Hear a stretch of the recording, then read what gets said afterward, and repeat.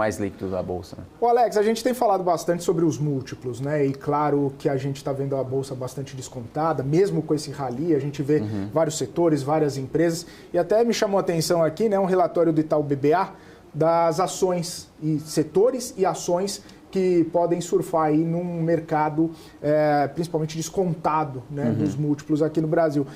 Até me chamou bastante atenção porque falou 8 em cada 10 setores brasileiros são negociados com desconto em relação aos mercados emergentes. E com maior desconto, energia, materiais e saúde. A gente pode ver destravar algum valor, um ralizinho nessas companhias, nesses setores que inclusive que o Itaú destacou aqui. Na sua visão, a gente tem essa possibilidade de ter um ambiente um pouco mais favorável, aproveitando inclusive esse cenário mais macro que você estava citando? Eu concordo que sim, porque esses setores em grande parte não beneficiaram, né, da alta de juros, né? Então, por exemplo, o próprio varejo, né, até foi citado até a Asas, né? Agora a Asas, enfim, teve um desconto ali porque é uma questão de dúvidas em relação à consolidação, né? Até o Paulo, ele que era da Vivara, entrou para fazer a integração, saiu, enfim, tem uma questão específica, mas falando setorialmente do relatório do BBA que você comentou, acredito que sim, porque não tem só a questão, né, de toda a atribuição de performance do top-down, ou seja, os juros caindo, né, o Fed reduzindo juros, aí esses recursos indo para Brasil e para esses setores específicos, começando pelos papéis mais líquidos, mas uma segunda derivada. Essas empresas elas começam a ter uma eficiência operacional muito maior nesse ambiente de mercado, e isso também consegue transparecer números mais melhores, né? Números mais saudáveis. Então, eu acredito que, tanto operacionalmente quanto no efeito macro, essas empresas podem surfar. Se a gente pegar, por exemplo, as empresas de energia, né, que você também citou, o mercado sempre compara ali, né, o prêmio relacionado à taxa de juros, né? E também, principalmente, quando a gente olha pela NTN-B. Quando a gente pega a NTN-B, porque esses papéis são extremamente previsíveis, né? Então, a gente mede ali pela TIR, né, que é a taxa interna de retorno. A gente faz uma régua pela TIR, a gente pega que grande parte dessas empresas elas estão descontadas pela B. Então, ou seja, as empresas, o que significa isso, pessoal? Essas empresas estão reportando uma rentabilidade muito acima, né, do que está sendo pago nos títulos do Tesouro. Então, ou seja, são empresas extremamente transmissoras, né? Então são empresas extremamente confiáveis no sentido de entrega de retorno para acionistas, que são extremamente previsíveis, e isso também traz um retorno acima. Então, ou seja, essas empresas estão extremamente descontadas em relação a esse índice. Também são outros setores, como você comentou, saúde, também teve uma questão muito de política, né? Piso da enfermagem, todas aquelas dúvidas lá atrás, que acabou trazendo um pouco de imprevisibilidade. E as próprias empresas de saúde na B3 passaram por momentos difíceis, né? Cora, enfim, com a questão de OPA, Redditor com a sua consolidação aumentou dívida. Então, cada um tem sua particularidade, mas eu acredito que sim, setorialmente pode se beneficiar. O Alex, aproveitando inclusive esse gancho, né, o Felipe trouxe aí do Itaú BBA, colocando as ações, ou melhor, os setores ali que estão descontados em relação aos mercados emergentes. Tem um outro ponto que me chama a atenção no relatório, que ele coloca, por um outro lado, apenas setores de indústria e tecnologia que estão negociando acima dos pares emergentes, né? E até citando aqui um exemplo, TOTVS, eu queria entender um pouco da tua leitura, considerando esses setores, indústria, enfim, tecnologia, puxados por TOTVS, um exemplo aqui que eu citei, mas você pode pontuar outros. Como que você acha que isso pode, de alguma forma, acabar influenciando, inclusive, ali a alocação de portfólio dos investidores que têm buscado também oportunidades de crescimento versus valores nesse mercado brasileiro? Eu acredito que esses setores, principalmente tecnologia, é muito difícil de falar de tecnologia no Brasil, porque tem pouquíssimos nomes. E quem realmente entrega, realmente o mercado coloca um prêmio, né, acima daquilo. Então a gente já começa com ter poucas opções e aquilo que entrega o mercado já começa a colocar prêmio. Um dos grandes exemplos que eu sempre falo é a Raia Drogasil.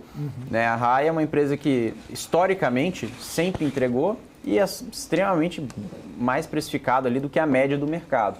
Então isso já começa a dizer em relação por que um papel específico puxa esse índice para cima, né, com uma grande representação de múltiplo, e começa a distorcer em relação aos seus pares de setoriais emergentes. Tá? Então, acho que essa é a primeira explicação. Acho que a segunda derivada aqui da resposta seria uma questão muito setorial em relação não só ao Brasil, mas também lá fora. O que o estrangeiro, o gringo, vai querer comprar Brasil agora? Né? Então, a gente olha aqui muito commodities, né, elétricas. Acredito que, por exemplo, o próprio varejo, né, e outros setores específicos seriam ali uma questão de retomada. Teve até a fala do Trajano também, dizendo, né, que o crédito vai voltar forte, né? Ou seja, tem vários comentários, até vi o Ale ali também, o Alexandre da Multilaser também bem confiante depois do resultado que foi divulgado, em relação ao varejo especificamente. Então, ou seja, eu acho que o mercado talvez não precifique em toda a sua magnitude setores cíclicos, tá? Então, talvez comece ali por commodities, né, energia, que tem ali um pouco mais de previsibilidade e peso no índice, e depois seriam outras empresas, né, relacionadas à parte cíclica. Tecnologia também, mas tecnologia, como a Paula comentou muito bem, né? Sabe que vale a pena o estrangeiro olhar para tecnologia no Brasil? Exato. Se a gente tem tecnologia em outras regiões do mundo, né? Então, acho que não seria aqui uma opção tão trivial, pelo menos aos olhos do gringo, tá? Essa é a minha opinião. Alex, retinha final aqui da nossa programação, suas considerações finais, por favor. Paula, acho que as considerações finais aqui em relação a tudo que a gente tem visto, né, na nossa bolsa, é muito difícil, né, assim, a gente ter previsto o que aconteceu, né, máximas históricas, algo que se a gente tivesse falado há uma semana, sabe, um mês atrás, 2 meses atrás, a gente não teria esse patamar. Mas, na minha opinião, eu vou ter uma opinião bem forte aqui. O patamar da bolsa de hoje, a gente precisa tomar muito cuidado. Porque não significa que o patamar da bolsa não deva subir mais, nem entra nesse aspecto de precificação de múltiplo, price earnings, earnings yield, mas eu entro numa questão de composição do índice.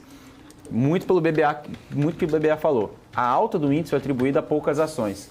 Várias ações específicas, quando a gente olha, principalmente se você pegar ali a correlação, todo mundo que está nos escutando aqui, nos assistindo, se você pegar toda a precificação relacionada ao índice small caps do Ibovespa, sempre foi mais descontado? Sim, mas tem uma questão do beta, ou seja, a volatilidade medida por um determinado benchmark. Se você medir esse beta agora em relação ao Ibovespa e o índice small caps, a gente vai ver que o small cap não só está descontado como está descontado, mas também no momento de virada de mercado, o índice small caps pode sim, como sempre performou, mas dessa vez pode performar mais. Por quê? Porque o desconto relativo do Ibovespa abriu-se ainda mais. Então, ou seja, eu acho que nesse momento de mercado vale a pena colocar um ponto de atenção nesse momento em relação aos small caps. Tá? Acho que esse é um pouco desse olhar, não só numa virada de ciclo que a gente está virando, né, de corte de juros dos Estados Unidos, né, aqui no Brasil, como sempre acontece, mas tem um momento especial, principalmente quando a gente começa a dar uma olhada nas small caps, que pouca gente está comentando, né? A gente sempre fala aqui nos programas, ninguém está falando de Ibovespa, né? Máximo histórico, mas acho que vale a pena colocar um pouco de atenção em relação às small caps aqui para frente, para quem gosta de fazer um estudo. Maravilha, Alex. Obrigada. Até semana Paulo, que vem. Sempre um prazer. Tchau, prazer tchau. É nosso. Grande Alex André, economista da MSX Invest, trazendo aqui visões para a gente importantes.